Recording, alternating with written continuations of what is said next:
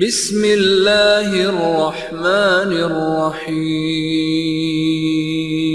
السلام علیکم ورحمۃ اللہ وبرکاتہ۔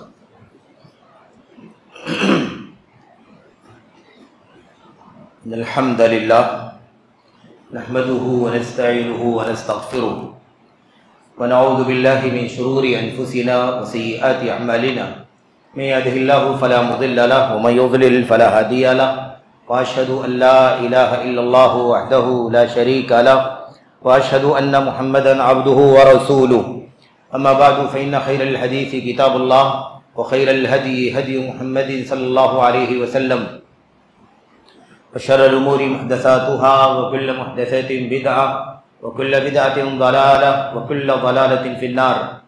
اعوذ باللہ من الشیطان الرجیم، بسم اللہ الرحمن الرحیم۔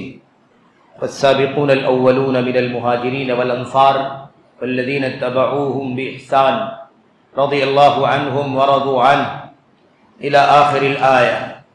وقال النبی صلی اللہ علیہ وسلم اللہم اعز الاسلام بأحب الرجلین الی بأبی جہل بن ابی ہشام او بعمر بن الخطاب رضی اللہ تعالی عنہما۔ وجاء عن النبی صلی اللہ علیہ وسلم انہ قال لو كان بعدی نبی لکان عمر بن الخطاب او کما جاء عن النبی صلی اللہ علیہ وسلم۔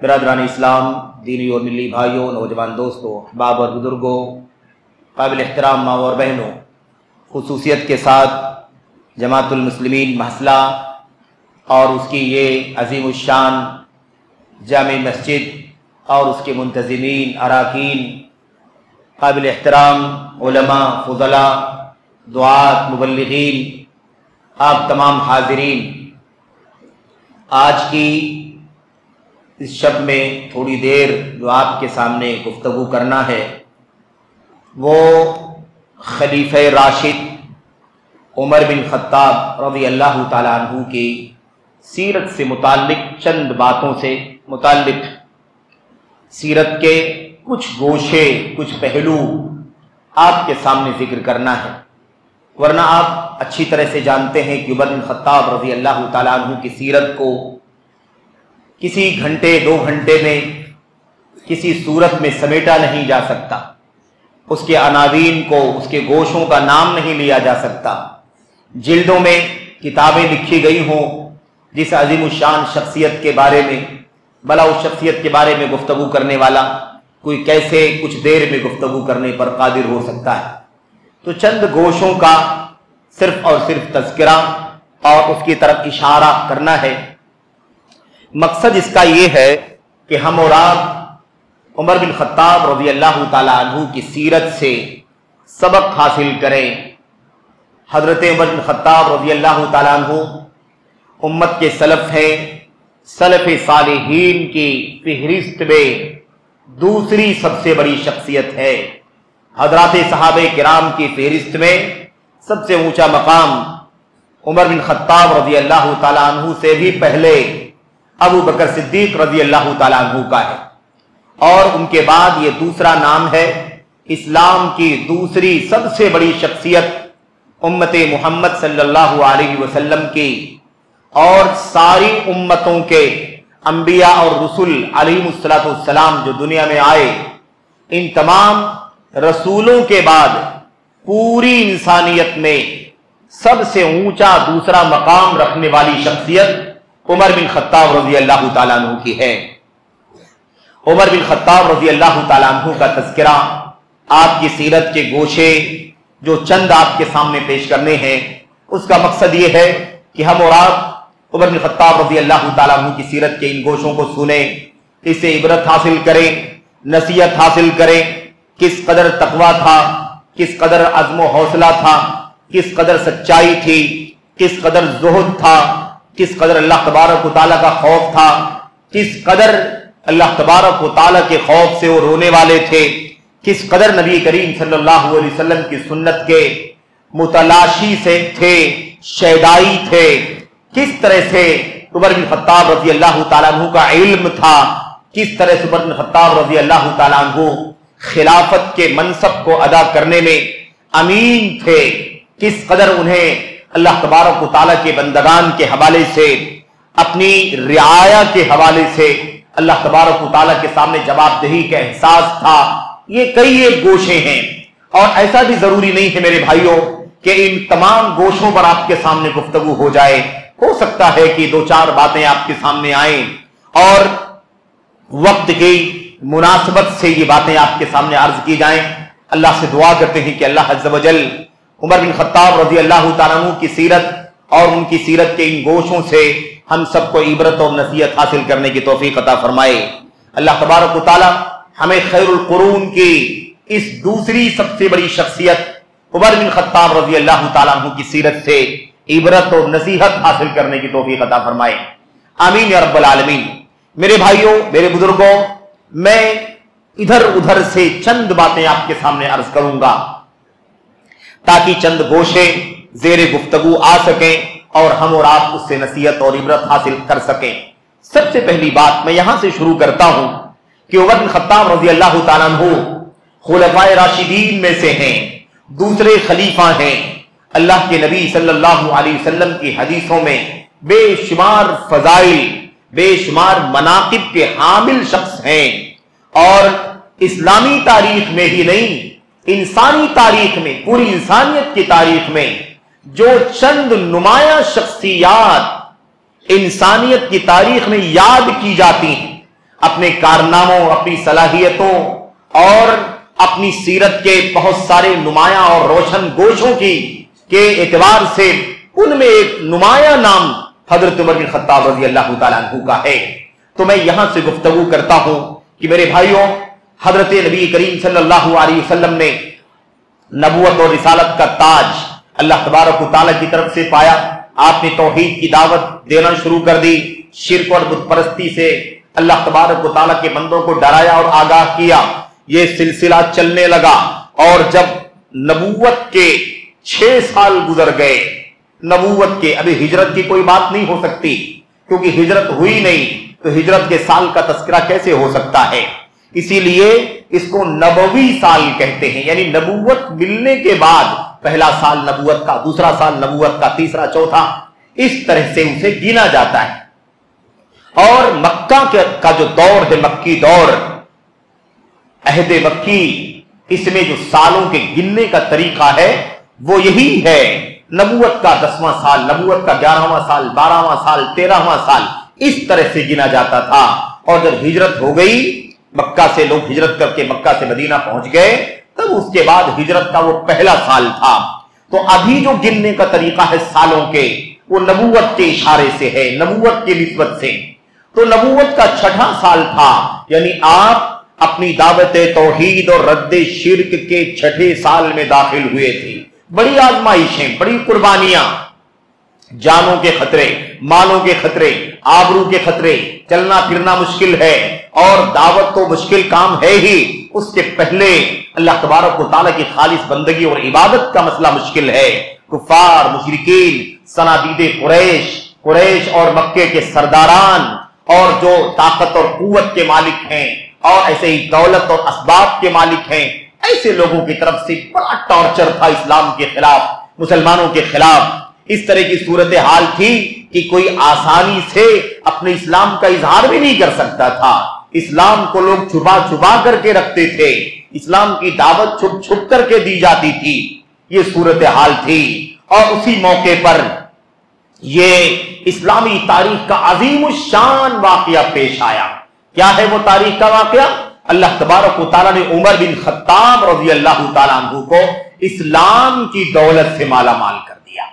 नबूवत के 6ठे साल का मामला है ये, और उस वक्त हजरत रसूल करीम सल्लल्लाहु अलैहि वसल्लम की नबूवत का 6ठा साल था, और उमर बिन खत्ताब रज़ी अल्लाह तआला अन्हु के इस्लाम लाने के वक्त उनकी उम्र 27 साल थी।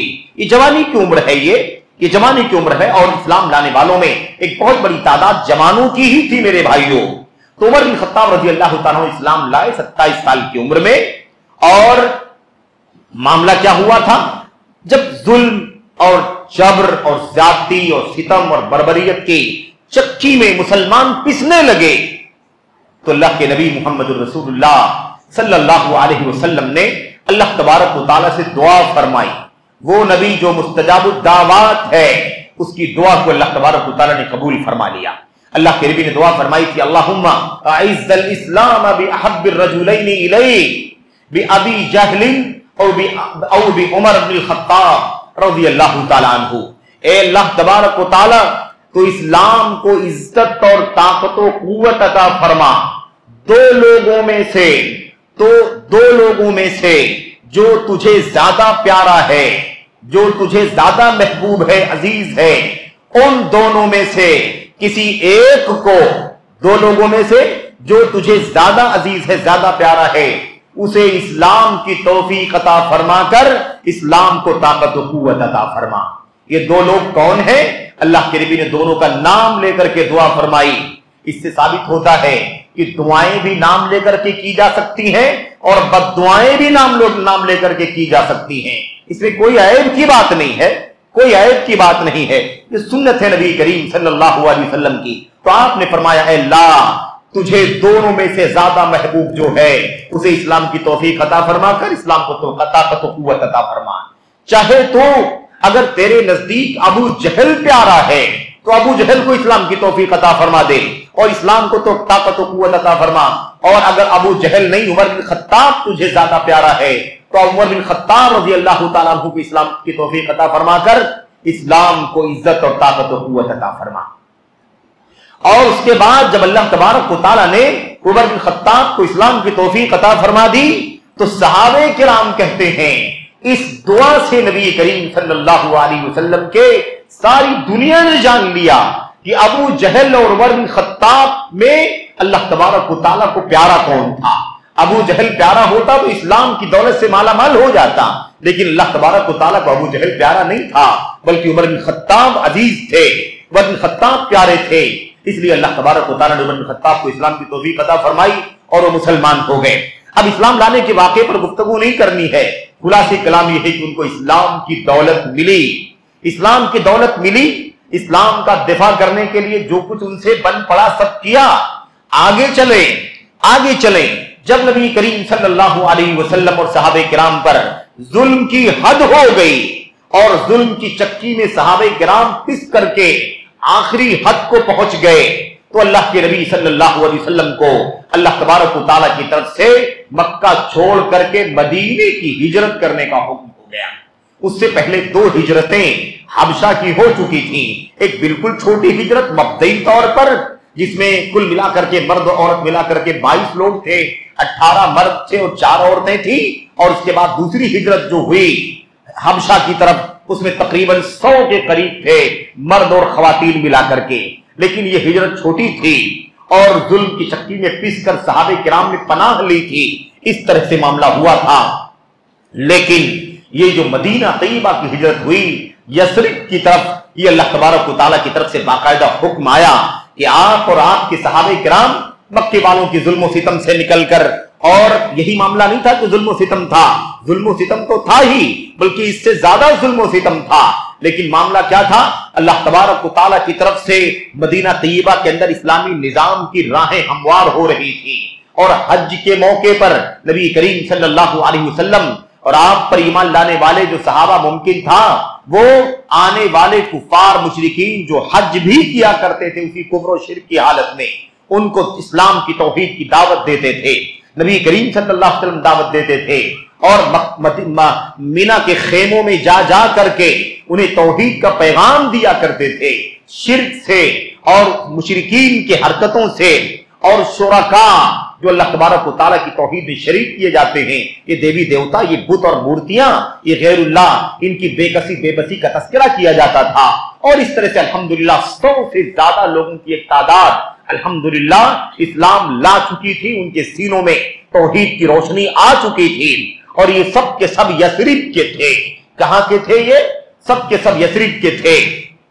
نبی کریم صلی اللہ علیہ وسلم اور ان ایمان لانے والوں کے بیچ میں اس طرح کے اشارات ہو چکے تھے کہ اللہ کے نبی صلی اللہ علیہ وسلم آپ کو اگر مکے میں حد درجہ ظلم و ستم کا سامنا ہے تو کوئی مسئلہ نہیں ہے، ہم آپ کو اپنا گھر، آپ کو اپنا مال، ہم آپ کو اپنی کھیتیاں اور سب کچھ آپ کے لیے، آپ کے صحابہ کے لیے قربان کرنے کو تیار ہیں. آپ مکہ سے ہجرت کر کے مدینہ تشریف لے آئے.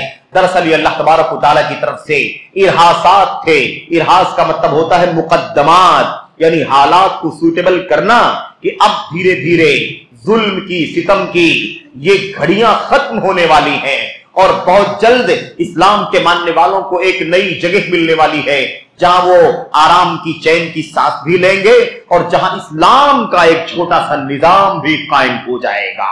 اور جب چھوٹا سا نظام قائم ہوگا تو ان کفار اور مشرکین کی نیندیں حرام ہو جائیں گی کہ ہم مکے میں سردار ہیں اور یہ دیکھو یہ محمد اور محمد کے ساتھی یہاں سے نکل کر چلے گئے اور مدینہ پہنچ کر کے، صرف پہنچ کر کے انہوں نے اپنی اسلام کی ایک نظام اور ایک حکومت قائم کر لی ہے. اور اب یہ پورے طور پر ہمارے مد مقابل آ گئے ہیں، ایک طاقت کی شکل میں ہمارے سامنے آ گئے. یہ صورتحال تھی اللہ تبارک و تعالیٰ کی طرف سے. اس کا ماحول سازگار کیا جا رہا تھا. اللہ تبارک و تعالیٰ حالات کو میرے بھائیو سازگار کر رہا تھا. اسی لیے مکہ سے ہجرت کر کے جب مدینہ پہنچنے کا معاملہ آیا، بہت سارے لوگ ہجرت کر کے گئے، اکا دکا، 2 4 6، کم زیادہ، چھوٹی تعداد بڑی تعداد. لیکن یہ سارے کے سارے جب ہجرت کر کے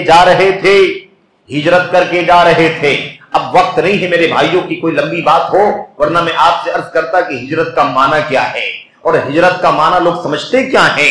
میرے بھائیوں، ہجرت اللہ کی توحید کے لیے، اللہ کے دین کے فرائض کی پابندی کرنے کے لیے، شرک سے، کفر سے اور اللہ تبارک و تعالیٰ کے دین کے فرائض پر پابندی کرنے کے راہ میں آنے والی رکاوٹوں سے بچنے کے لیے اپنے گھر بار کو، وطن کو، کاروبار کو چھوڑ کر کے ایسی جگہ چلے جانا جہاں پر اللہ کی توحید پر عمل کر سکیں، جہاں پر اللہ تبارک و تعالیٰ کے فرائض کی پابندی کر سکیں.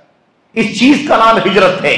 آج لوگ یورپ اور امریکہ کا سفر کرتے ہیں اور اس کے پیچھے کبھی 2 لوگ، 4 لوگ، کبھی پوری فیملی اور پورا خاندان یہاں سے وہاں چلا جاتا ہے. اس کو انگریزی میں مائیگریشن کہتے ہیں، جس کو اردو میں لوگ ہجرت سمجھتے ہیں. یاد رکھو، ہجرت اس کو نہیں کہتے. یہ دین کے لیے ہجرت نہیں کی گئی ہے، بلکہ وہاں کے ترقی یافتہ ماحول میں جینے کے لیے فیصلہ کیا گیا. یہاں اذیتیں، تکلیفیں ہیں، وسائل نہیں ہیں، ترقی نہیں ہے، ٹیکنالوجی نہیں ہے. وہاں پر بڑی آزادی ہے، بڑے مزے ہیں زندگی کے. اس لیے چلو یہاں سے وہاں، یا بزنس کے لیے، کاروبار کے لیے، تجارت کے لیے لوگ سفر کرتے ہیں. تو اس کو مائیگریشن کہہ سکتے ہیں، ہجرت اسلامی ہجرت تو نہیں کہہ سکتے. یاد رکھیں. تو اصل میں مسئلہ کیا ہے؟ اللہ کی توحید کو اور اللہ کے دین کے فرائض کو برپا کرنے کے لیے اپنے گھر بار کو، وطن کو، مال و دولت کو، کاروبار کو چھوڑنے کا نام کیا ہے؟ ہجرت ہے. اور اس کی بڑی فضیلت ہے. فضیلت ہی نہیں ہے، جو لوگ ہجرت کر سکتے تھے اور ہجرت نہیں کیا انہوں نے، ان کی سخت مذمت بھی آئی ہوئی ہے، بلکہ سخت وعید بھی آئی ہوئی ہے، کیونکہ انہوں نے ہجرت نہیں کی. اللہ کے دین پر عمل کرنے کے لیے انہیں ایک اچھی جگہ مل رہی ہے، آرام کی، سکون کی، چین کی جگہ مل رہی ہے. انہیں یہاں سے وہاں چلا جانا چاہیے تو کیوں نہیں جاتے؟ انہیں مال کی لالچ ہے، انہیں اولاد کی لالچ ہے، انہیں خاندان کی لالچ ہے، انہیں کس کی لالچ؟ اس لیے اللہ تبارک و تعالیٰ نے ایسے لوگوں کو کی مذمت فرمائی ہے، سخت وعید فرمائی. اس لیے ہجرت کرنا. اب نبی کریم صلی اللہ علیہ وسلم اور آپ کے صحابہ ہجرت کر کے مکہ سے مدینہ گئے اور جانے والے جاتے رہے، کچھ آپ کے ساتھ، کچھ آپ کے بعد، اور سلسلہ چل رہا تھا. عبداللہ ابن مسعود رضی اللہ تعالیٰ عنہ بیان فرماتے ہیں، کہتے ہیں جتنے لوگوں نے بھی ہجرت کی سب نے مختفیاً، چھپ کر کے ہجرت کی. کون سا ٹائم ہوگا مشرکین نہیں دیکھیں گے، کون سا ٹائم ہوگا کوئی نظر نہیں آئے گا، کون سا ٹائم ہوگا گلیاں اور سڑکیں سنسان ہوں گی، جب کوئی دیکھ نہ لے، جب کسی سے ملاقات نہ ہو جائے، جب کسی سے سامنا نہ ہو جائے، بچ کر کے خفیہ طور پر ہجرت کر رہے تھے.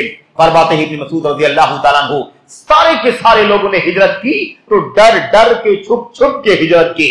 لیکن یہ عمر بن خطاب کی ہم بات کر رہے ہیں. عمر بن خطاب کے سوا سب نے چھپ کر کے ہجرت کی. لیکن میرے بھائیوں، عمر بن خطاب رضی اللہ تعالیٰ نے ہجرت کی تو کیسے کی؟ ایک دم شاہانہ، ڈنکے کی چوٹ پر، علانیہ، سب کے سامنے. اور واقعہ بیان کرتے ہیں سیرت کے اندر، کہتے ہیں کہ جب انہیں ہجرت کرنے کا وقت آیا کہ وہ مکہ چھوڑ کر کے مدینہ جائیں گے، تو پہلے انہوں نے کیا کیا؟ پہلے انہوں نے اپنی تلوار اپنی کاندھے میں لٹکا لی. تلوار پر وہ دستانہ لگا ہوا، رسی لگی رہتی تھی جسے وہ لٹکا لیا کرتے تھے، اور اس کے بعد وہ تیر اور بان ہوا کرتا تھا، تیر اور قوس، اور اس کا تیر جو ہوتا تھا اسے اپنے دوسرے کندھے پر لٹکا لیا، اور اس کے بعد اپنا کپڑا زیب تن کر لیا، اور پورے آب و تاب کے ساتھ مکہ حرم آئے، حرم خانہ کعبہ کے صحن میں۔ آپ یہاں نہ سوچیں کہ کفار تھے، مشرکین تھے تو خانہ کعبہ میں کس لیے آئے، ارے بھائی جو کچھ بھی تھا مشرکین بھی آتے تھے، لیکن یہ تو اللہ کے نبی صلی اللہ علیہ وسلم پر اسلام لا چکے تھے، مسلمان ہو چکے تھے، وہ آئے اور بڑے بڑے سرداران قریش، اور ایسے وقت پر جب سب لوگ خانہ کعبہ کے صحن میں موجود ہیں، ایسے موقع پر آئے اور ان کے بیچ میں کھڑے ہو کر کے خانہ کعبہ کی طرف نماز پڑھی، نماز ادا کی، اور اس کے بعد جتنے لوگ گروپ بنا بنا کر کے مشرکین کفار بیٹھے ہوئے تھے، سب کے گروپوں میں، سب کے حلقوں میں جا جا کر کے اپنا چہرہ دکھایا اور اپنی شخصیت دکھائی کہ میں اس طرح سے پورے طور پر تیار ہو کر کے اب مکہ چھوڑنے جا رہا ہوں۔ اور اس کے بعد جب یہاں سے نکلنے لگے تو آواز لگائی اور کہا میں عمر یہاں سے نکل رہا ہوں، ہجرت کر کے مکہ سے مدینہ جا رہا ہوں۔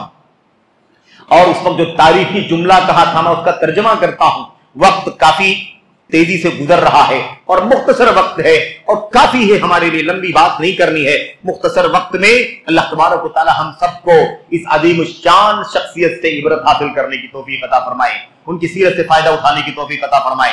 اس میں دیکھنا ہے ایمان کی قوت، عقیدے کی مضبوطی اور ہمت و جرأت اور صلابت اور میرے بھائیوں دشمنوں کے مقابلے میں ہمت، یہ ساری چیزیں حضرت عمر بن خطاب رضی اللہ تعالیٰ عنہ کی سیرت سے ہم کو اور آپ کو ملتی ہیں۔ انہوں نے کیا کہا تھا؟ انہوں نے کہا تھا من احبا، جسے یہ پسند ہو، جسے یہ پسند ہو کہ اپنے بچوں کو یتیم بنا دے، جسے یہ پسند ہو کہ اپنے بچوں کو یتیم کر دے، اور جسے یہ پسند ہو کہ اپنی بیویوں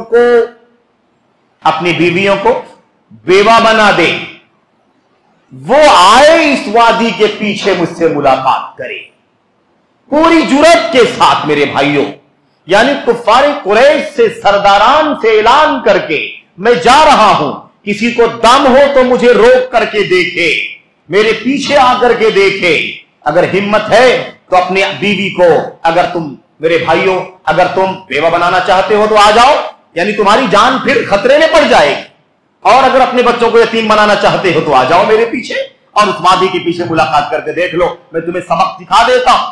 اس طرح سے پوری جرأت کے ساتھ انہوں نے، میرے بھائیوں یہ کون سی جرأت تھی؟ کون سی جرأت تھی؟ اس جرأت کے پیچھے کیا تھا؟ میرے بھائیوں گھر تو چھوڑ کر کے جا رہے ہیں، کاروبار کو چھوڑ کر کے جا رہے ہیں، درہم و دینار کا انبار کو چھوڑ کر کے جا رہے ہیں، پھر طاقت کس چیز کی ہے؟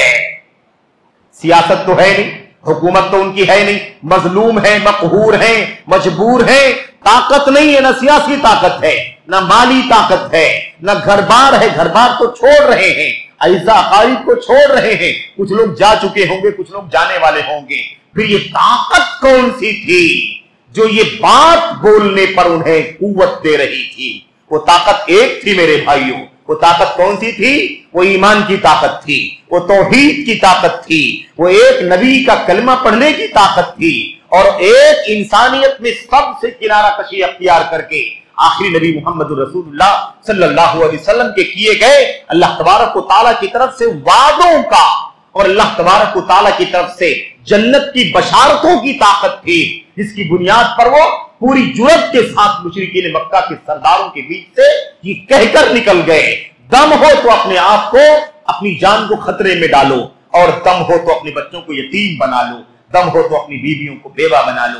اس طرح سے تو ایمان کی جرأت، طاقت اور توحید کی میرے بھائیو صلابت کا یہ نتیجہ ہے۔ اسی لیے سب سے زیادہ اگر کسی کے پاس طاقت ہوتی ہے انسانیت میں اس پہلو پر تو کس کے پاس ہوتی ہے؟ نبیوں کے پاس ہوتی ہے، رسولوں کے پاس ہوتی ہے۔ اسی لیے حضرت ابراہیم کو دیکھتے ہیں، وقت کی حکومت سے ٹکرا گئے، اپنے باپ کے خلاف ہو گئے، قوم قبیلے کے خلاف ہو گئے، اور تمام شہر کے لوگوں سے دشمنی مول لے لی۔ یہ ایمان کی طاقت تھی جو نبی کے پاس پائی جاتی ہے، رسولوں کے پاس پائی جاتی ہے، اور نبیوں اور رسولوں کے بعد اگر کوئی سب سے اونچے مقام کا مالک ہے تو وہ حضرات صحابہ کرام ہیں، اور حضرات صحابہ کرام کا یہ دوسرا نام ہے ابو بکر صدیق کے بعد عمر بن خطاب کا۔ تو بھلا ایمان کی جرات ہمیں کیوں نہ دکھائی دے اور توحید کی طاقت کیوں نہ دکھائی دے۔ مسلمانوں، آج دنیا کے حالات تو بدلتے جا رہے ہیں، ہمارے ملک کے وطن کے حالات بھی بہت کچھ تبدیل ہوتے جا رہے ہیں، حالات نہ جانے کہاں سے کہاں جائیں، اس کا علم تو ہمیں نہیں ہے، ہم پیشین گوئی بھی نہیں کر سکتے ڈاکٹر اسرار کی طرح سے کہ پاکستان میں یہ ہوگا، ہندوستان میں یہ ہوگا، عربوں کا یہ ہوگا، یہ ہلاک ہوں گے، وہ باقی رہیں گے، یہ قابض ہوں گے، وہ مقبوض ہوں گے، یہ فتح یاب ہوں گے، وہ شکست خوردہ ہوں گے۔ یہ ہمارا کام نہیں ہے، ہمارا کام یہ ہے کہ ہم اللہ تبارک و تعالیٰ کے فیصلے پر راضی رہیں اور اللہ تبارک و تعالیٰ کی کتاب اور نبی کی سنت کی تعلیمات کو اپنی زندگی کی روشنی بنائے رکھیں۔ پیشین گوئیاں کرنا یہ ان کا کام تھا جنہیں اللہ تبارک و تعالیٰ نے اپنی طرف سے غیب کا علم عطا فرمایا تھا، یعنی انبیاء جن کو اللہ تبارک و تعالیٰ غیب کی باتوں سے آگاہ کر دیتا ہے، مطلع کر دیتا ہے، وحی کے ذریعے سے بتلا دیتا ہے، ورنہ یہ عام لوگوں کا کام نہیں ہے۔ کسی صحابی نے اگر پیشین گوئی کی ہو تو بتاؤ، کسی تابعی نے پیشین گوئی کی ہو تو بتاؤ میرے بھائیوں، لیکن آج ڈاکٹر اسرار صاحب صبح شام پیشین گوئیاں، عربوں کی ہلاکت، عربوں کی ہلاکت، عربوں کی ہلاکت، اور سعودی عرب کی اور فلاں کی ہلاکت، اس کے سوا اور کوئی بات نہیں۔ اور سب سے زیادہ فتح کا صحرا اور طاقت و قوت اور اسلام کے غلبے کی راہ ہموار ہونے کا اگر کوئی مرکز ہے تو پاکستان ہے۔ یہ پوری گفتگو کا خلاصہ ہے میرے بھائیوں، میرے بزرگوں۔ تو یاد رکھیں اس بات کو کہ ہماری اور آپ کی ذمہ داری کیا ہے۔ تو اللہ کے نبی محمد رسول اللہ صلی اللہ علیہ وسلم، آپ تو سب کے سردار ہیں، انبیاء کے بعد یہ جرات کس کے پاس آتی ہے؟ حضرات صحابہ کرام کے پاس۔ عمر بن خطاب کے پاس وہی ایمان کی قوت تھی، ایمان کی طاقت تھی۔ آج یہ مسئلہ بھی حل کرتے چلو میرے بھائیوں۔ ہم اللہ کے نبی عمر بن خطاب رضی اللہ تعالیٰ عنہ کی سیرت سے نصیحت حاصل کرنے کے لیے بیٹھے ہیں، تو میں آپ کو بتانا چاہتا ہوں یہ عمر بن خطاب ہیں۔ آج ہم یہی کہتے ہیں، ہمارے بہت سارے بھائی یہ کہتے ہیں، لبرل ذہنیت کے لوگ، آزادانہ سوچ رکھنے والے، مادی سوچ رکھنے والے، دنیا دارانہ سوچ رکھنے والے، اس طرح کے لوگ کیا کہتے ہیں؟ کہتے ہیں مسلمانوں کی ذلت کا سبب یہ ہے کہ مسلمانوں کے پاس حکومت نہیں ہے، مسلمانوں کی ذلت کا سبب یہ ہے کہ ان کا کوئی ایم پی نہیں، ایم ایل اے کے ساتھ نکلے کہ نہیں نکلے، لیکن ان کے پاس حکومت بھی نہیں ہے، ان کے پاس سیاست بھی نہیں ہے، ان کے پاس مال و دولت بھی نہیں ہے، وہ تو گھر بار بھی چھوڑ کر کے جا رہے ہیں، اس کے بعد بھی اتنی طاقت ہے، عزت اور شان و شوکت ہے، ذلت نہیں ہے۔ اور ایک ہی سرمایہ ان کے پاس تھا، وہ کون سا سرمایہ تھا؟ وہ ایمان کا، توحید کا سرمایہ تھا۔ اگر آج ہمارے پاس ایمان ہو، توحید خالص ہو، ملاوٹ نہ ہو شرک کی، خالص اتباع سنت ہو، ملاوٹ نہ ہو اندھی تقلید کی، ملاوٹ نہ ہو شخصیت پرستی کی، ملاوٹ نہ ہو نفس پرستی کی، ملاوٹ نہ ہو اپنی دنیوی مفادات کو مقدم کرنے کی، تو انشاءاللہ تبارک و تعالی آج بھی ہم سے زیادہ عزت کی زندگی کوئی نہیں گزار سکتا۔ تو ہماری ذلت کی وجہ یہ نہیں ہے جو دنیا کے لوگ بیان کرتے ہیں، اور ہماری شان و شوکت کا راز بھی یہ سب نہیں ہے، یہ سب راز نہیں ہے۔ دولت آ جائے، مال آ جائے، دنیا کی ڈگری آ جائے، حکومت آ جائے، یعنی سیاست میں ہم داخل ہو جائیں تو عزت مل جائے گی، نہیں ملے گی۔ عزت توحید سے ملتی ہے میرے بھائیوں۔ وَلِلَّهِ الْعِزَّةُ وَلِرَسُولِهِ وَلِلْمُؤْمِنِينَ وَلَكِنَّ الْمُنَافِقِينَ لَا يَعْلَمُونَ۔ جان لو عزت اللہ کے لیے ہے، عزت اس کے رسول کے لیے ہے، عزت ایمان والوں کے لیے ہے، لیکن یہ منافقین نہیں جانتے، منافقوں کو نہیں سمجھ میں آتا۔ تو حضرت عمر بن خطاب کی سیرت سے ایک سبق ملا کہ نہیں ملا میرے بھائیوں؟ کہ اگر ایمان خالص ہو، دولت نہ ہو، مال نہ ہو، گھر بار نہ ہو، سیاست نہ ہو، پولیٹیکل بیک گراؤنڈ نہ ہو، کوئی بات نہیں ہے، ایمان ہو تو اللہ تبارک و تعالی ہمیں اور آپ کو عزت اور شان و شوکت عطا فرمائے گا۔ وَلَا تَهِنُوا وَلَا تَحْزَنُوا وَأَنْتُمُ الْأَعْلَوْنَ إِن كُنتُم مُؤْمِنِينَ۔ غم نہ کرو، بزدل نہ ہو جاؤ، اگر تم سچے ایمان والے ہو تو تم ہی سربلند رہو گے۔ اکیلا ہے تو کیا ہوا؟ ایمان کی طاقت ہے، توحید کا سرچشمہ ہے، اس لیے اتنی بڑی جرات اور قوت مل گئی۔ میرے بھائیوں یہ ایک نمونہ تھا، اس کے بعد آگے بڑھیں۔ عمر بن خطاب کی سیرت کے بہت سارے گوشے ہیں، میں دو تین باتیں آپ کے سامنے عرض کروں گا۔ یہ عمر بن خطاب رضی اللہ تعالیٰ عنہ ہیں، اسلام لے آئے۔ جب عمر بن خطاب رضی اللہ تعالیٰ عنہ کی سیرت کو کوئی پڑھے گا تو یہی بات کہے گا جو حضرت عبداللہ بن مسعود نے کہا تھا. کیا کہا؟ وہ خود صرف اور صرف عزت اور شان و شوکت والے نہیں تھے، بلکہ اسلام لانے کے بعد اسلام غالب ہو گیا، اسلام لانے کے بعد مسلمان طاقتور ہو گئے. کیا کہا تھا؟ ما زلنا عزتا مذلو ما زلنا عزتا منذ اسلم عمر. حضرت عبداللہ بن مسعود نے کہا تھا، انہوں نے کہا جب سے عمر اسلام لائے ہیں تب سے ہم مسلسل عزت کی شان و شوکت کی زندگی جی رہے ہیں. جب سے عمر اسلام لائے تب سے ہم نے ذلت نہیں دیکھا، پستی نہیں دیکھا، پستائی نہیں دیکھا، پیچھے نہیں گھوم کر کے دیکھا، ہار نہیں دیکھی، شکست نہیں دیکھا جب سے عمر اسلام لائے.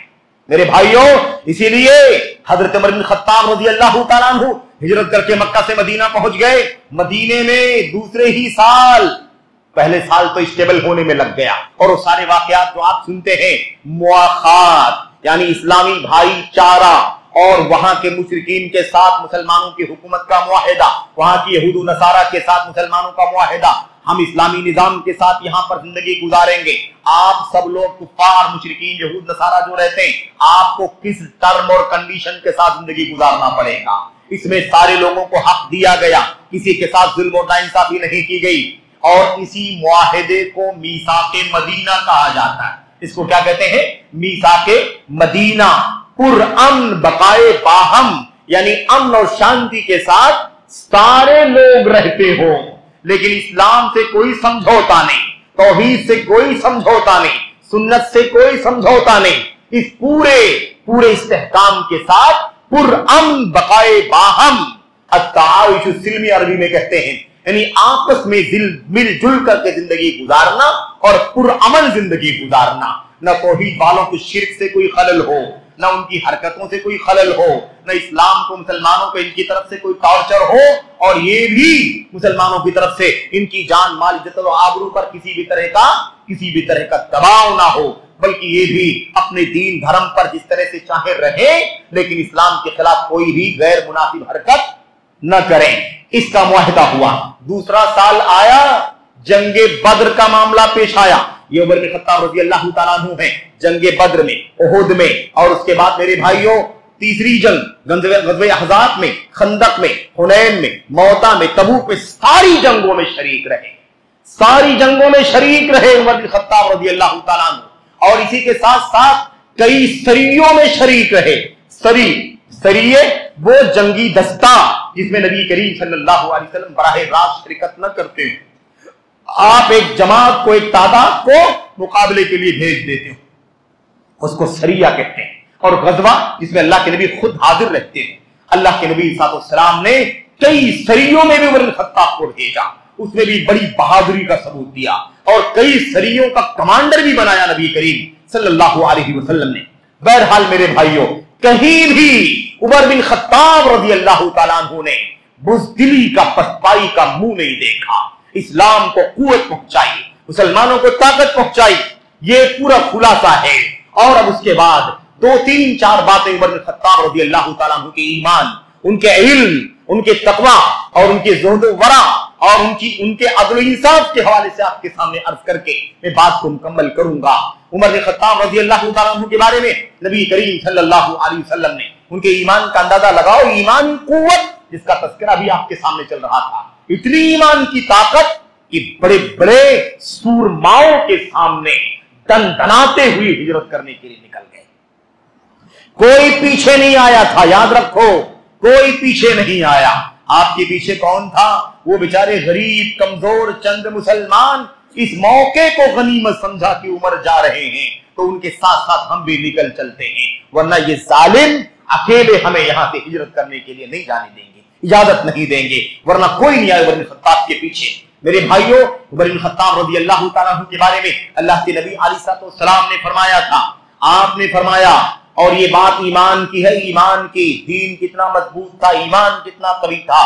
فرماتے ہیں، یا عمر، اے عمر بن خطاب رضی اللہ تعالیٰ عنہ، ما لقیت الشیطان سالکا فجا، یا عمر ما لقیت الشیطان سالکا فجا قط الا سلک فجن غیر فجک. عمر بن خطاب رضی اللہ تعالیٰ عنہ کی سیرت میں نبی کریم صلی اللہ علیہ وسلم کا یہ تاریخی جملہ میرے بھائیوں کیا فرمایا؟ اے عمر بن خطاب، جہاں کہیں جس کسی راستے میں شیطان کی تمہاری شیطان سے ملاقات ہو گئی، جس کسی راستے میں شیطان کی تم سے ملاقات ہو گئی، یعنی ایک ہی راستے میں تم بھی اور شیطان بھی پڑ گئے، الا سلک فجا غیر فجک، محض شیطان نے وہ راستہ بدل دیا جس راستے پر تم چلتے تھے. اگر تنہا چلا گیا تم تنہا چلے گئے، لیکن اگر کسی راستے میں ایک راستے میں تم بھی پڑ گئے اور شیطان بھی پڑ گیا تو شیطان نے تمہارے ساتھ اس راستے پر چلنے کی جرات نہیں کی. سلک فجا غیر فجک، اس نے راستہ بدل دیا، دوسرے راستے سے وہ نکل گیا. میرے بھائیوں کیا وجہ تھی؟ کیا تھا عمر بن خطاب کے پاس؟ کیا دولت تھی؟ حکومت تھی ان کے پاس؟ اور خلیفہ بھی نہیں تھے نا میرے بھائیوں. خلیفہ تو اللہ کے نبی کی وفات کے بعد ابو بکر بنے، پھر عمر بنے. یہ تو اللہ کے نبی صلی اللہ علیہ وسلم کے سامنے کی بات، آپ باحیات ہیں، آپ کے سامنے کی بات ہے. آپ صلی اللہ علیہ وسلم فرما رہے ہیں جس کسی راستے سے شیطان اور تم ایک راستے سے چلتے ہو، شیطان راستہ بدل دیتا ہے، اس لیے کہ تم سے گھبراتا ہے، تم سے ڈرتا ہے، جرات نہیں کرتا کہ اس راستے پر وہ بھی چلے جس پر تم چلتے ہو. میرے بھائیوں، میرے بزرگوں، تو اب آپ سوچ لیں کہ کیا وجہ تھی، کیوں شیطان راستہ بدلتا تھا. آج تو شیطان راستہ بدل کر کے ہمارے پیچھے آ جاتا ہے. کسی راستے پر اکیلا چل رہا ہوتا ہے، ہمیں دیکھ لیتا ہے تو ہمارے پیچھے آ جاتا ہے، ہماری ایمان کے خلاف، ہمارے عقیدے کے خلاف، ہمارے فرائض کے خلاف، ہماری سچائیوں کے خلاف، ہمارے حلال و حرام کے مسئلے میں پڑھ کر کے ہمیں گمراہ کرنے کی کوشش کرتا ہے. آج ہماری حالت تو یہ ہو گئی، اتنے پھسے ایمان والے، اتنے کمزور ایمان والے، اتنے معمولی عقیدے والے، اتنے معمولی فرائض والے، شیطان ہمیں ڈھونڈ کے گمراہ کرتا ہے، ورغلاتا ہے، بہکاتا ہے. آخر عمر بن خطاب کے پاس کیا تھا میرے بھائیوں؟ نہ تو دولت، نہ مال، نہ اسباب، نہ وسائل، کچھ بھی نہیں، نہ حکومت، نہ سیاست، کچھ بھی نہیں تھا، لیکن صرف ایمان کی طاقت تھی جس کی بنیاد پر شیطان بھی جرات نہیں کرتا تھا کہ عمر بن خطاب کے ساتھ ایک راستے پر چلے. یہ صرف اور صرف عمر بن خطاب کے ایمان کی وجہ تھی میرے بھائیوں، ایمان کی بنیاد پر یہ مسئلہ تھا. ایسے ہی میرے بھائیوں عمر بن خطاب رضی اللہ تعالیٰ عنہ کی فضیلت کا، عمر بن خطاب رضی اللہ تعالیٰ عنہ کی فضیلت کا اور ان کی منقبت کا ایک نمونہ یہ بھی ہے جو نبی کریم صلی اللہ علیہ وسلم نے جیتے جی زندگی میں سارے لوگوں کے سامنے آپ نے حضرت عمر بن خطاب اور عثمان بن عفان کی شہادت کی بشارت سنا دی. شہادت کی بشارت سامنے حضرت رسول کریم صلی اللہ علیہ وسلم اور آپ کے ساتھ میں ابو بکر، عمر اور عثمان، تین صحابہ خلفائے ثلاثہ آپ کے ساتھ میں ہیں. احد پہاڑ کے اوپر گئے ہیں کسی کام سے، اذ رجف بہم الجبل، یکا یک پہاڑ لرزنے لگا. پہاڑ کیا ہو گیا؟ لرزنے لگا. نبی کریم صلی اللہ علیہ وسلم نے اپنے پیر مبارک سے، قدم مبارک سے پہاڑ پر مارا اور آپ نے فرمایا اثبت احد، احد ٹھہر جا، لرز رہا ہے، اس کے اندر حرکت آ گئی ہے، رک جا، ٹھہر جا. فَإِنَّمَا عَلَيْكَ نَبِيٌّ وَصِدِّيقٌ وَشَهِيدَانِ، اس لیے کہ تیری پیٹھ پر، تیرے پشت پر ایک نبی ہے اور ایک صدیق ہے اور دو شہید. احد پہاڑ رک جا، ٹھہر جا، مت لرز، اس لیے کہ تیری پیٹھ کے اوپر ایک نبی ہے، ایک صدیق ہے اور دو شہید ہیں. اللہ کے نبی خود ہیں، صدیق ابو بکر صدیق ہے، اور عمر بن خطاب اور عثمان غنی کون ہے؟ یہ شہید ہیں. اور یہاں تو بیان کیا ہی تھا عثمان غنی رضی اللہ تعالیٰ عنہ کو نبی کریم صلی اللہ علیہ وسلم نے اور صراحت کے ساتھ فرمایا تھا یہ جو جا رہے ہیں، اشارہ کر کے چہرے پر کسی وجہ سے انہوں نے چادر ڈھانپ رکھی تھی، چادر میں لپٹ کر کے جا رہے تھے. اللہ کے نبی نے فرمایا یہ جو شخص جا رہا ہے یہ شہید ہوگا، اسے لوگ شہید کر دیں گے. اور اس کے بعد لوگوں نے جلدی دوڑ کر کے دیکھا اور پتہ لگایا کہ یہ کون ہے، تو پتہ چلا کہ یہ عثمان غنی رضی اللہ تعالیٰ عنہ. بہرحال میرے بھائیوں، تو عمر بن خطاب کو نبی کریم صلی اللہ علیہ وسلم نے کیا کہا؟ آپ نے فرمایا کہ یہ دونوں شہید ہیں، عمر بن خطاب بھی شہید ہے اور عثمان غنی بھی شہید ہے. نبی کریم صلی اللہ علیہ وسلم نے خواب دیکھا، نبی کریم صلی اللہ علیہ وسلم نے خواب دیکھا اور کہتے ہیں رأیتو فی المنام رأیت فی المنام، میں نے خواب میں کیا دیکھا؟ رأیتنی فی الجنہ، کہ میں جنت میں ہوں۔ اللہ کے نبی کیا فرماتے ہیں؟ میں نے خواب دیکھا کہ میں کہاں ہوں؟ جنت میں ہوں، اور میں یہ دیکھ رہا ہوں کہ ایک عورت ہے جو ایک جنت کے محل کے بغل میں، جنت میں ایک محل ہے، اور محل کے بغل میں ایک خاتون بیٹھی ہوئی ہے۔ میں نے اس سے پوچھا لمن ھذا القصر، یہ بتاؤ خاتون کہ یہ محل کس کا ہے؟ یہ محل کس کا ہے؟ اس نے کہا یہ محل عمر بن خطاب رضی اللہ تعالیٰ عنہ کا ہے۔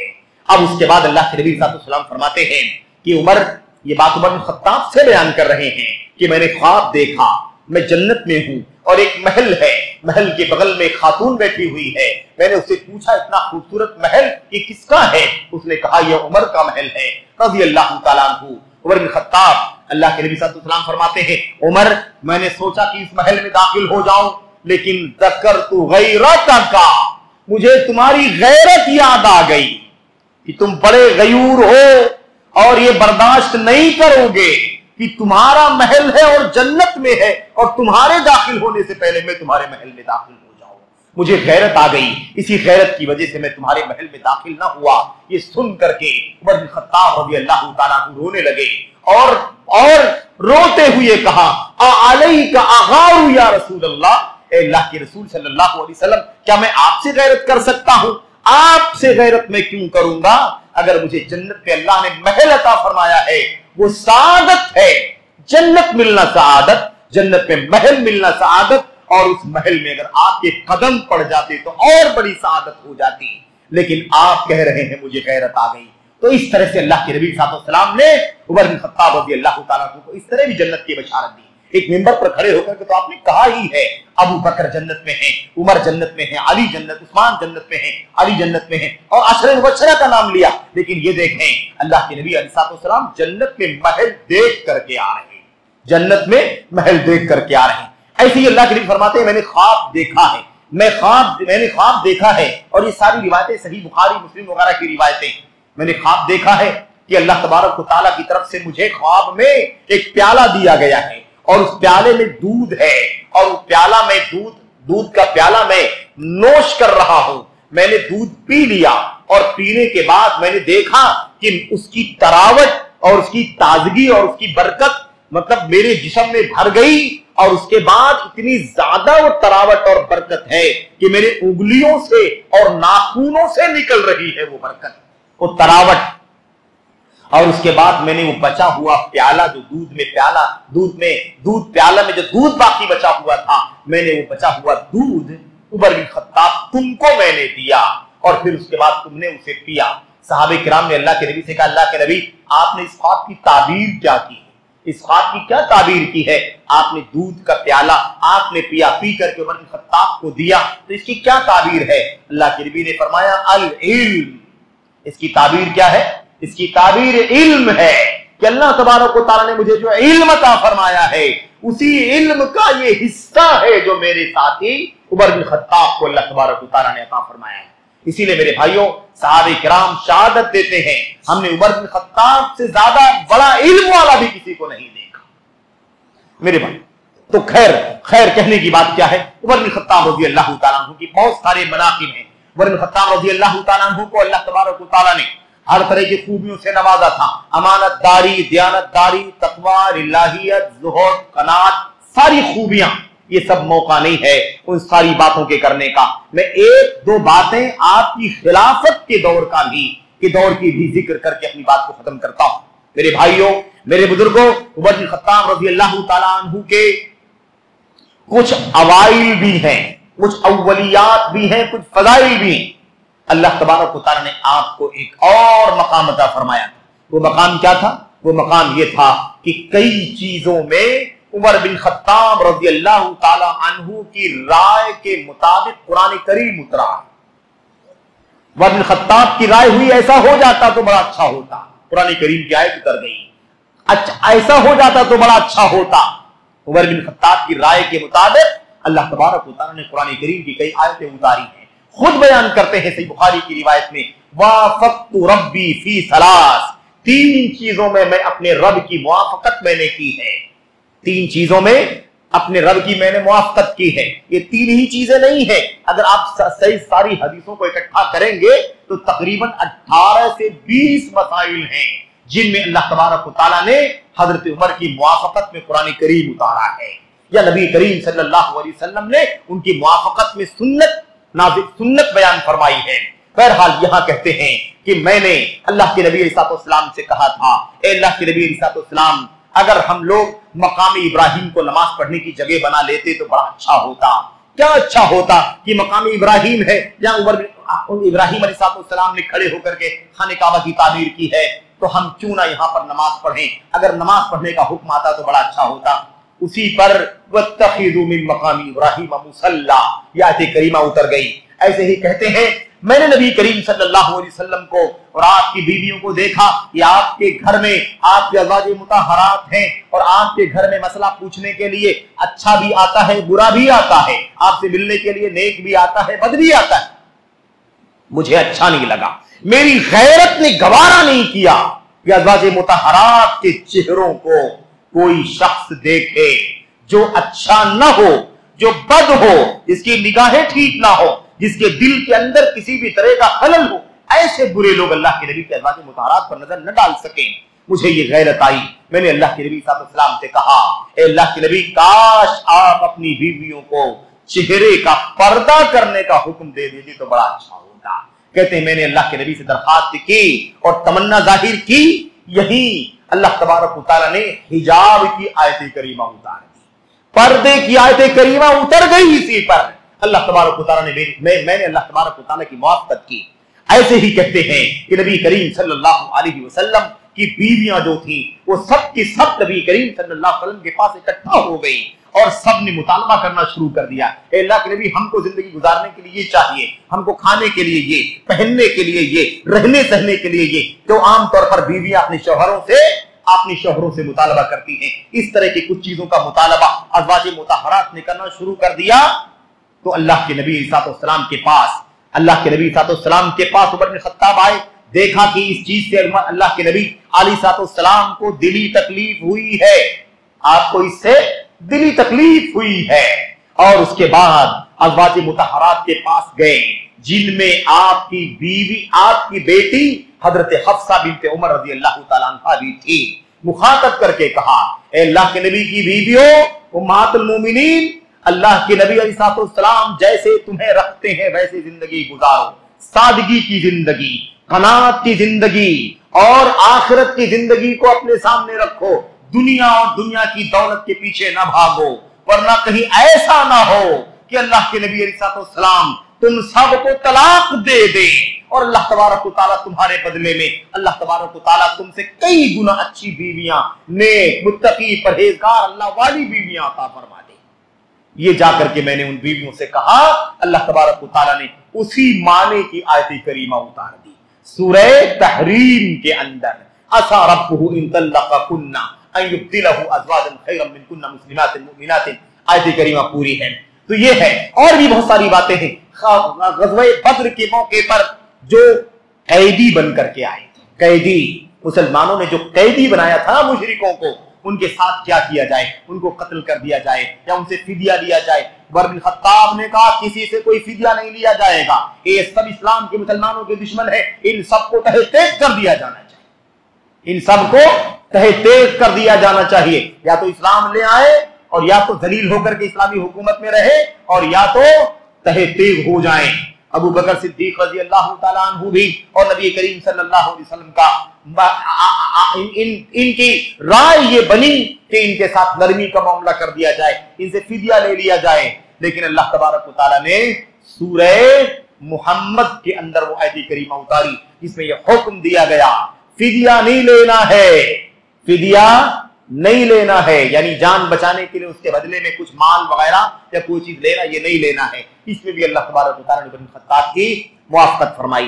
खैर, इस माने की मेरे भाइयों बहुत सारी बातें हैं, मौका नहीं है बहुत सारी बातें में। एक बात उनकी खिलाफत के दौर के बारे में अर्ज कर देना चाहता हूं। एक बात तो जान लें, अव्वलियात यानी वो कुछ काम, वो चंद काम जिसको सबसे पहले उमर बिन खत्ताब ने किया है। آپ سے پہلے کسی نے نہیں کیا۔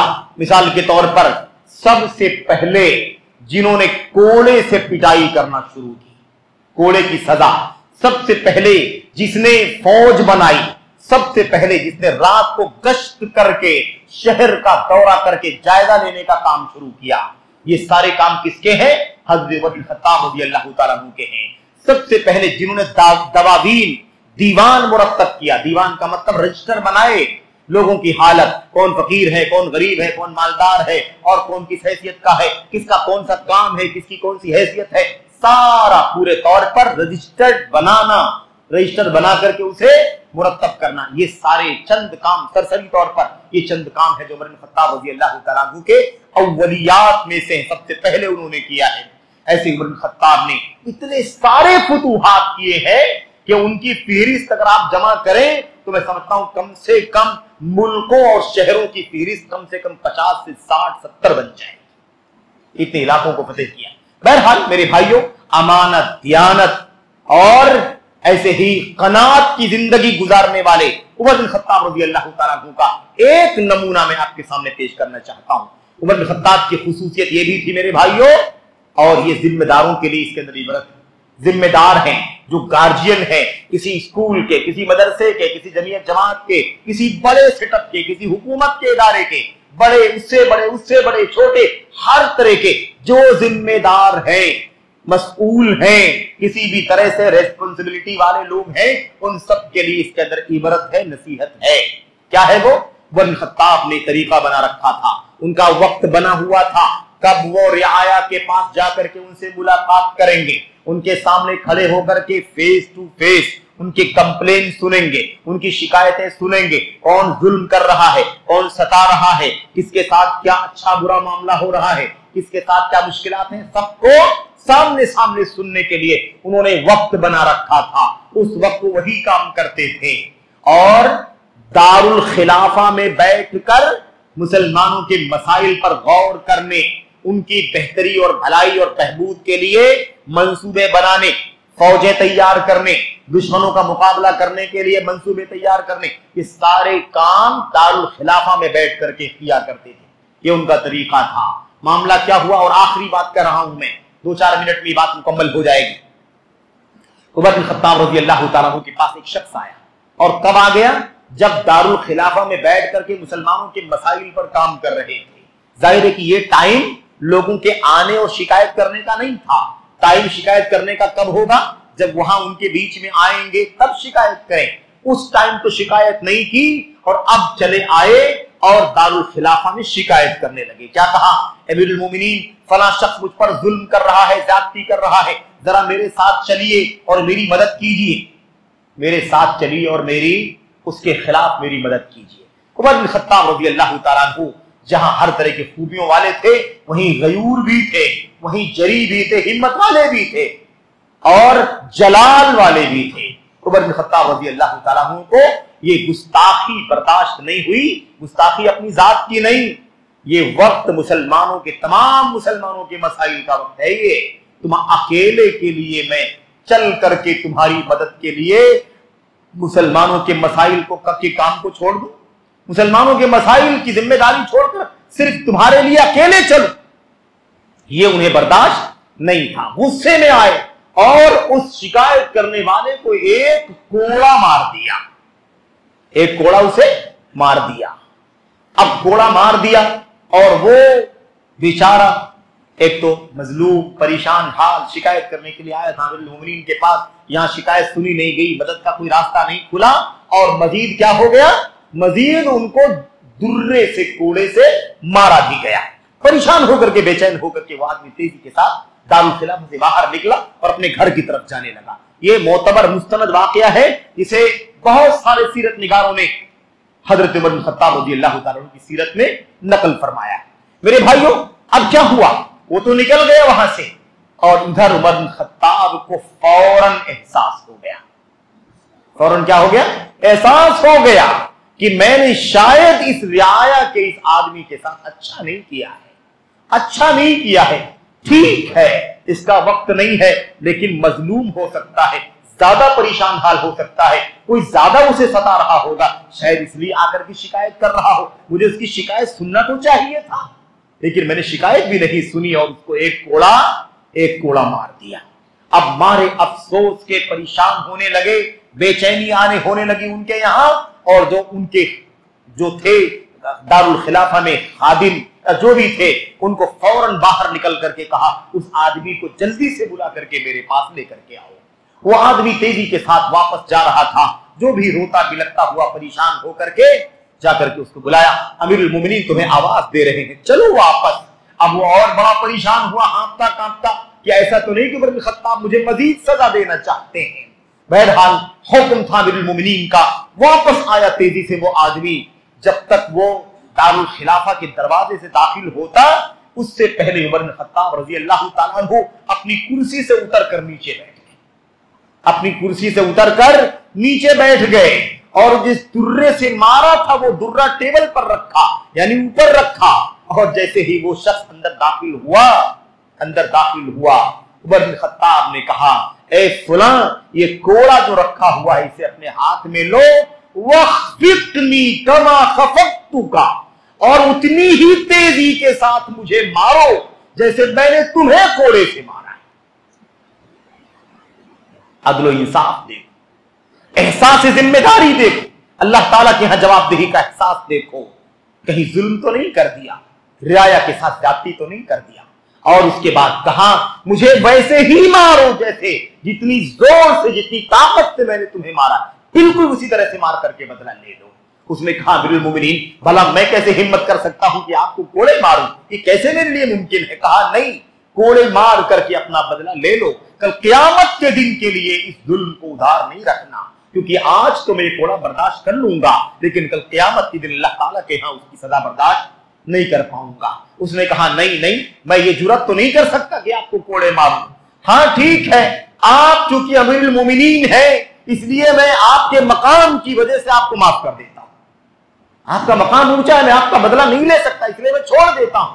عمر بن خطاب نے فرمایا نہیں، یہ بھی نہیں کرنا، میرے منصب کا حوالہ مت دو، میری خلافت کا حوالہ مت دو کہ میں خلیفہ ہوں، امیر المومنین ہوں، میری کوئی حیثیت نہیں، اس کے حوالے سے مجھے مت معاف کرو، مجھے معاف ہی کرنا ہے تو اللہ کے لیے معاف کرو، اگر معاف ہی کرنا ہے تو اللہ کے لیے معاف کرو، میرے منصب کا حوالہ دے کر کے میرے اوپر مزید بوجھ ڈالنا چاہتے ہو کہ میرے منصب کی وجہ سے مجھے تم چھوڑ کے جا رہے ہو، ورنہ تم پر ظلم ہوا ہے، تم کو بدلہ ملنا چاہیے، اگر تمہیں معاف کرنا ہے تو اللہ واسطے معاف کر دو، ورنہ کوڑا مار کر کے انتقام لے لو۔ بہرحال اس نے کہا میں اللہ واسطے آپ کو معاف کرتا ہوں، اور اس کے بعد رخصت ہو گیا۔ وہ تو رخصت ہو گیا، لیکن عمر بن خطاب رضی اللہ تعالیٰ عنہ کو نیند نہیں ملی، نیند حرام ہو گئی، دروازہ بند کیا دارالخلافہ کا، اپنے گھر واپس چلے آئے، پوری رات عبادت میں گزار دیا، رو کر کے بے حال ہو گئے، ان کے ساتھ میں حضرت احنف بن قیس رضی اللہ تعالیٰ عنہ بھی تھے۔ وہ واقعہ بیان کرتے ہیں میں دیکھتا رہا، اتنا بے چین عمر بن خطاب کو میں نے کبھی نہیں دیکھا، آپ کو نیند ہی نہیں آ رہی ہے، آپ اللہ تعالیٰ کی عبادت کرتے ہیں، زارو قطار روتے ہیں، عبادت کرتے ہیں، زارو قطار روتے ہیں۔ میں نے پوچھا کیا معاملہ، آخر اتنا کیوں روتے ہیں؟ اس آدمی نے تو آپ کو معاف کر دیا ہے، اللہ واسطے معاف کر دیا ہے، اب تو کوئی تاوان آپ کے سر کے اوپر نہیں ہے، کوئی بوجھ آپ کے سر کے اوپر نہیں ہے۔ لیکن نہیں، بے چینی اتنی تھی، اپنی داڑھی پکڑ کر کے روتے اور کہتے یا ابن الخطاب، اور سن لو آخری جملے سن لو، بات ختم کر رہا ہوں میں۔ کیا کہا تھا اپنے آپ کو مخاطب کر کے؟ یا ابن الخطاب، اے خطاب کے بیٹے عمر، کنت وضیعا فرفعک اللہ، کیا تو بھول گیا کہ تو بڑا معمولی آدمی تھا، اللہ نے تجھے بلندی عطا فرمائی، اللہ نے تجھے خلیفہ بنایا کہ نہیں بنایا؟ اللہ نے تجھے خلیفہ بنایا کہ نہیں بنایا؟ تو معمولی آدمی تھا، عام آدمی تھا، اللہ تبارک و تعالیٰ نے تجھے رفعک اللہ، اللہ نے تجھے رفعت اور بلندی عطا فرمائی۔ وَكُنْتَ ضَالًّا فَهَدَاكَ اللَّهُ، اور عمر تو بھول گیا کہ تو کبھی گمراہ تھا، جاہلیت کی زندگی گزارتا تھا، اللہ تبارک و تعالیٰ نے تجھے جاہلیت سے اور ضلالت سے، گمراہی سے نکال کر اللہ نے تجھے ہدایت عطا فرمائی۔ اور تو عام آدمی تھا، اللہ نے تجھے جعلک خلیفۃ علی المسلمین، تو عام آدمی تھا، لیکن اللہ تبارک و تعالیٰ نے تجھے مسلمانوں کا خلیفہ اور امام بنا دیا، اور اس کے بعد کہ تو امام ہے، تو خلیفہ ہے، تیرے پاس مسلمان آتا ہے، تیری رعایا کا ایک آدمی آیا تجھ سے شکایت کرنے کے لیے آیا، تو نے اس کی شکایت نہیں سنی، بلکہ تو نے اس پر ایک درہ، ایک کوڑا اور لگا دیا۔ اے عمر، اے خطاب کے بیٹے، کل قیامت کا دن ہوگا اور تو حاضر ہوگا اللہ کے سامنے، اللہ تجھ سے پوچھے گا کہ تو نے کس بنیاد پر اس اپنی رعایا کے آدمی پر کوڑے برسائے، کوڑے لگایا اسے۔ کیا جواب دے گا خطاب کا بچہ، خطاب کے بیٹے کیا جواب دے گا؟ اس طرح سے بلک بلک کر پوری رات روتے رہے۔ صبح ہونے سے پہلے ایسا لگا کہ عمر بن خطاب کی موت واقع ہو جائے، اتنی بے چینی، اتنی الجھن کہ ایسا لگا کہ موت ہو جائے گی۔ اب آخری وقت آ گیا ہے ان کا، لوگوں نے بہت تسلی دی، بہت دلاسا دیا کہ آخر آپ کتنا چوٹتا رو رہے ہیں۔ انہوں نے کہا مجھے احساس ہوتا ہے کہ میں نے اپنی رعایا کے ایک شخص پر ظلم کیا ہے، میرا تو کام تھا اس کو ظلم سے بچانا، میرا کام تھا اس کی مدد کرنا، وہ مدد مانگنے کے لیے آیا تھا اور میں نے مدد کرنے کے بجائے اس پر مزید ظلم کیا ہے۔ اللہ تعالیٰ سے اپنی بخشش کے بارے میں فکر مند ہوں میں۔ میرے بھائی تو خیر، حضرت عمر بن خطاب کی زندگی کے گوشوں کا نام لینا بھی ممکن نہیں ہے، گھنٹے دو گھنٹے کے مجلس میں۔ میرے بھائیوں، یہ چند باتیں سرسری طور پر میں نے آپ کے سامنے عرض کی ہیں، شاید کوئی موقع ہو لمبی گفتگو کا، شاید کچھ باتیں آپ کے سامنے آ سکیں۔ اللہ سے دعا کرتے ہیں کہ اللہ تبارک و تعالی ہمیں امیر المومنین عمر بن خطاب رضی اللہ تعالیٰ عنہ کی سیرت سے عبرت نصیحت حاصل کرنے کی توفیق عطا فرمائے۔ لقد کان فی قصصہم عبرۃ لأولی الابصار، اس اسلاف کی سیرت میں، اسلاف کی سیرت میں، ان کے واقعات میں، ان کی زندگی میں عبرت ہے، نصیحت ہے، نصیحت حاصل کرنے والوں کے لیے۔ اللہ تبارک و تعالی ہمیں اور آپ کو امام امیر المومنین ابن خطاب کی سیرت سے، ان کی زندگی اور سیرت کے تمام تر پہلوؤں سے عبرت اور نصیحت حاصل کرنے کی توفیق عطا فرمائے۔ اللہ تبارک و تعالی ہمیں اپنے نبی کے صحابہ کا ڈیفنس کرنے کی توفیق عطا فرمائے۔ یہی عمر بن خطاب ہے جن کی عظمت اور جن کی منقبت اور جن کی سیرت کے بارے میں ہم گفتگو کرنے کے لیے بیٹھے ہوئے ہیں، ان کی زندگی کے چند گوشوں کا تذکرہ کرنے کے لیے بیٹھے ہوئے ہیں۔ میرے بھائیوں، مقام یہ ہے کہ امت کے دوسرے بڑے شخص، امت کی دوسری بڑی شخصیت ہے عمر بن خطاب رضی اللہ تعالیٰ عنہ، لیکن افسوس ہے اپنے آپ کو امت کے دائرے میں شمار کرانے والوں کا ایک طبقہ عمر بن خطاب کو گالیاں دیتا ہے۔ رافضیوں کو دیکھو، شیعوں کو دیکھو، لان تان کرتا ہے، گالیاں دیتا ہے، اور گالی دینے کو دین سمجھتا ہے۔ ان کو گالی، ابو بکر کو لعنت، عثمان غنی کو گالی، ان کے بیٹوں، ان کی بیٹی حضرت ابو بکر صدیق کی بیٹی حضرت ام المؤمنین عائشہ، عمر بن خطاب کی بیٹی ام المؤمنین حفصہ رضی اللہ تعالیٰ عنہ اجمعین کو گالی دینا، لعن طعن کرنا ان شیعوں کا، رافضیوں کا دین و دھرم بن چکا ہے۔ اور افسوس یہ ہے کہ سنیوں میں اپنے آپ کو شمار کرنے والے بعض اہل سنت بھی ان شیعوں کے گن گاتے ہوئے نظر آتے ہیں، ان کا سپورٹ کرنا، ان کی تائید کرنا، ان کی حکومت کی تائید، ان کے قائدین کی تائید اور فلاں فلاں باتیں کرنے والے۔ اللہ تبارک و تعالیٰ ان سب کو حق اور ہدایت کی طرف رجوع کرنے کی توفیق عطا فرمائے۔ اللہ تبارک و تعالیٰ ہمیں اور آپ کو ان تمام سازشوں کو سمجھنے کی توفیق عطا فرمائے، یا ان تمام اسلام اور مسلمان اور صحابہ کرام کے خلاف جو بھی سازش ہے، داخلی یا خارجی چلتی ہیں، اللہ تبارک و تعالیٰ ہمیں اور آپ کو اس سے آگاہ ہونے کی توفیق عطا فرمائے، اور اللہ تبارک و تعالیٰ ہمیں اور آپ کو اس حوالے سے اپنی ذمہ داریاں علم اور عمل کے حوالے سے انجام دینے کی توفیق عطا فرمائے۔ آمین رب العالمین۔ وصلی اللہ وسلم وبارک علی نبینا محمد وعلی آلہ وصحبہ اجمعین۔ والسلام علیکم ورحمۃ اللہ وبرکاتہ۔